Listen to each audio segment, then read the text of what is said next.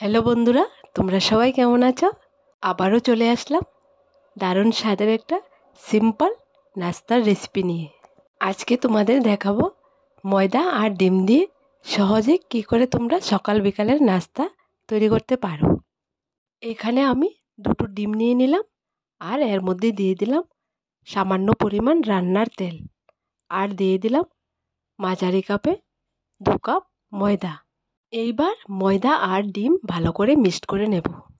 এখানে কোনো প্রকার পানি অ্যাড করতে হবে না, কারণ ডিম দিয়ে ময়দার ব্যাটারটা তৈরি করে নেব। দেখো বন্ধুরা, ময়দার ব্যাটারটা যখন রেডি হয়ে যাবে এর মধ্যে দিয়ে দেব 1/2 কাপ চিনি, কারণ এখানে চিনিটা আমি কম পরিমাণে দেব যাতে করে নাস্তা বা টিফিনে মিষ্টিটা কম হয়। তাই আমি কম পরিমাণ চিনি দিয়ে এই নাস্তা বা টিফিনটা বানিয়ে নেব। দেখো বন্ধুরা, চিনিটা দেওয়ার পর ভালো করে আবার মিক্সড করে নেব। চিনিটা ব্যাটারের মধ্যে দেওয়ার পর আমি প্রায় 15 মিনিটের মতো রেখেছিলাম।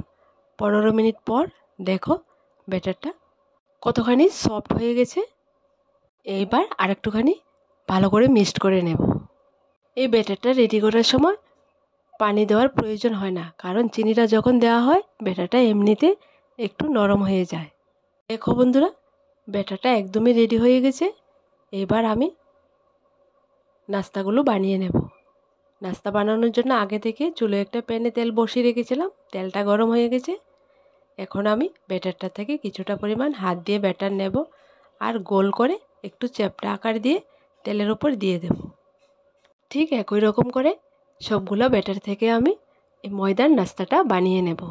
চুলোর আঁচটাকে লোতে রেখে যখন এক পাশ হয়ে যাবে তখন নাস্তাটা আমি উল্টিয়ে দেব। যখন নাস্তার দুই পাশে একদম গোল্ডেন ব্রাউন কালার হয়ে যাবে তখন আমি নামিয়ে নেব। তো বন্ধুরা, এই সিম্পল সহজ রেসিপিটা তোমরা ঘরেতে একবার ট্রাই করে দেখবে। আর আমার দেওয়া রেসিপিগুলো তোমাদের যদি ভালো লেগে থাকে তাহলে আমার এই চ্যানেলটাকে লাইক, শেয়ার এবং সাবস্ক্রাইব করে পাশে থাকা বেল বাটনটি অবশ্যই ক্লিক করে রাখবে, যাতে করে আমার দেওয়া নতুন নতুন রেসিপিগুলো সবার প্রথমে তোমরা দেখতে পাও।